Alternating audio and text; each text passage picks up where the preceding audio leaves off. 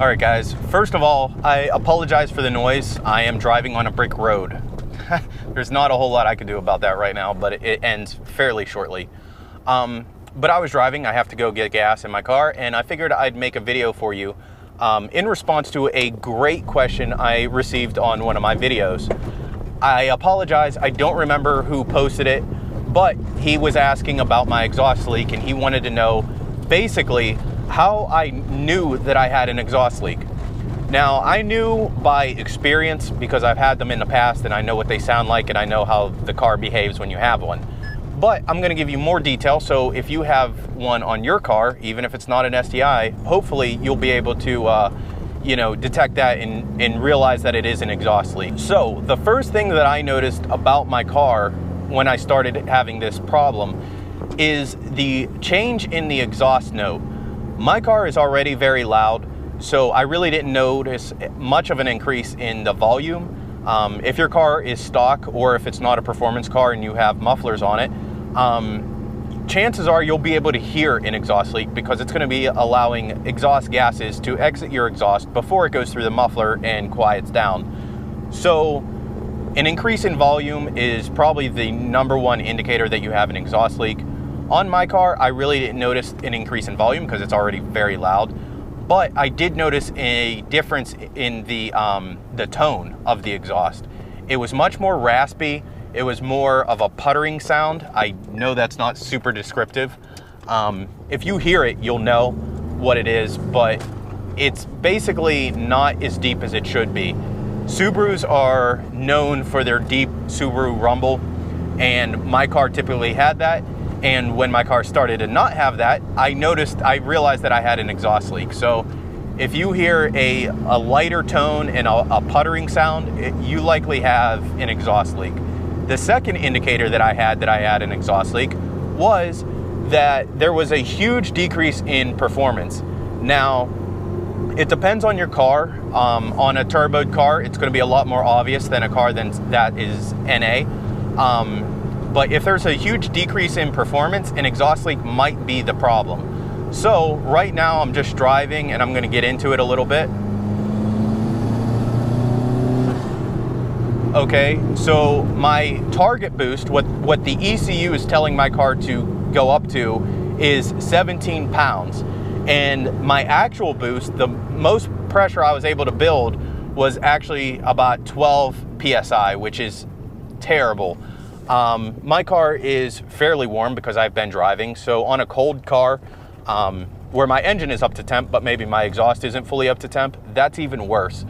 There have been times where, I should be hitting 18 pounds of boost and I'm hitting like 8, which is horrendous. But a decrease in performance can be a very good indicator that there is something wrong with your car and it might be an exhaust leak.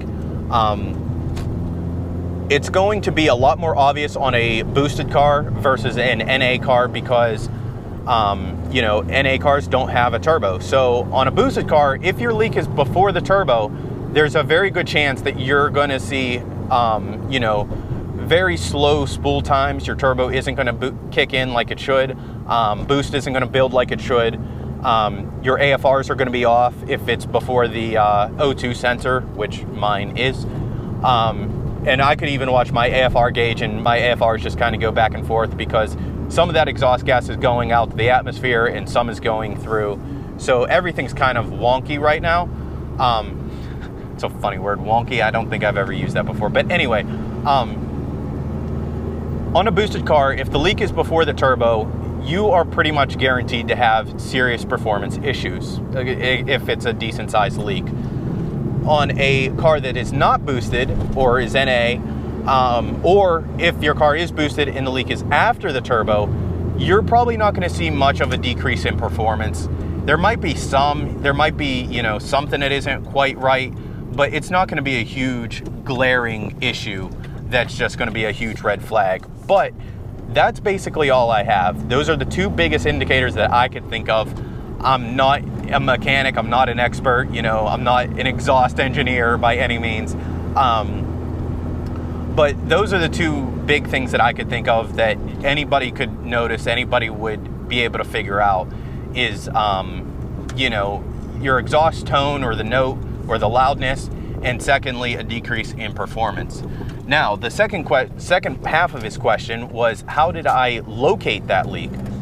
Now, it's very easy to locate an exhaust leak depending on where it is.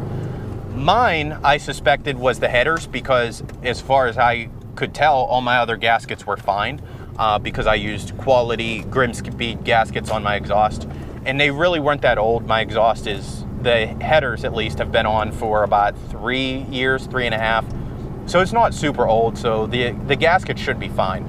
But I suspected the slip joints. I especially noticed this after this winter. And I don't know if the weather or the snow or anything like that contributed to my exhaust leak, but the slip joints on aftermarket headers are notorious for leaking. So that was my number one, suspected point of failure. So that was number one, the first thing that I wanted to check. And how I did that was I turned on my car after it had sat all night. You don't want to do it with a hot car or one that you've been driving recently. But first thing in the morning, I went out, I turned on my car, and I immediately slipped my hand underneath where my headers were, and I felt around the slip joint, and I could actually feel the exhaust gases coming out of the slip joint. And that's a great method to locate a exhaust leak if it's a decent size exhaust leak, because all your exhaust is going to be under pressure. So if it's a decent size, you'll be able to feel it. But you have to do it quickly. You have to do it on a cold engine. You have to do it on a cold exhaust. Otherwise, obviously, you're probably going to burn yourself. So that might not always be the best method, but it is a good, useful method.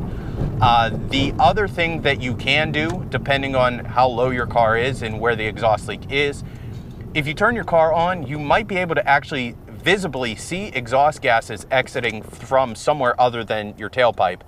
So if you're, you look under your car, you might even see the exhaust gases spurting out of the side, which I had on a previous vehicle. Other than that, if your car is quiet and it has mufflers on it, you may be able to pinpoint where the exhaust leak is just by the loudness of it. But if your car is loud like mine, that doesn't work too well. I'm sure other guys have better ways of locating exhaust leaks. So if you're watching this and you have a better way of locating an exhaust leak, or of other indicators that you have an exhaust leak, please post in the comments below, and if I see them, I'll probably add them into the description so other people could learn from it. But that's all I have. So I really hope that you guys learned something from this video, and I hope that I helped somebody out. And the thing that's important to remember is not everybody is an expert with everything, so some questions might seem small. They might seem, at the gas station now, they might seem, not complicated or whatever, overly simple or a stupid question, but they're really not. Everybody's at a different level. We all didn't start out as car guys.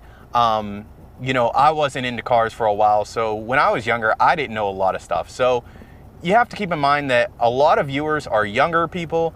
They are people who haven't driven before, or they're starting to drive, so they may not know everything, even if it's completely common.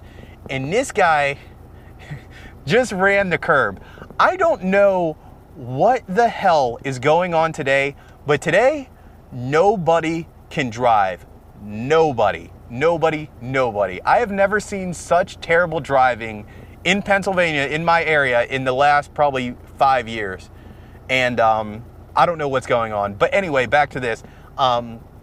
Just remember that there are always new guys. So even if, it's something that seems like a stupid question, there's somebody who doesn't know that information. So instead of being critical and, condescending and hateful, just try to be helpful and answer the question. So that's what this video is about. I'm hoping that somebody will learn something about an exhaust leak from it. But anyway, wrapping this up, at the gas station because I'm almost on empty.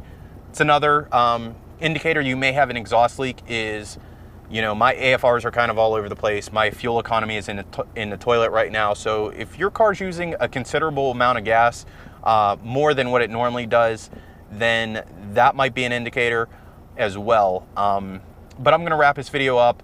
I thank you for asking the question. I don't remember your name. I'm sorry. But thanks for asking it. Thanks for everybody else for, watching this video, liking and commenting as you always do. I love interacting with you guys, and I like sharing information. So if you have any other questions about exhaust leaks or whatever, don't hesitate to ask. If I have knowledge on it, I'll try to answer it. And I'm gonna try and do more driving type vlogs, so I'm not just like sitting in my driveway all the time. But hopefully I provided information for you guys, and I'm definitely trying to get more into vlogs a lot more. Anyway, thanks for watching. I'll catch you guys next time.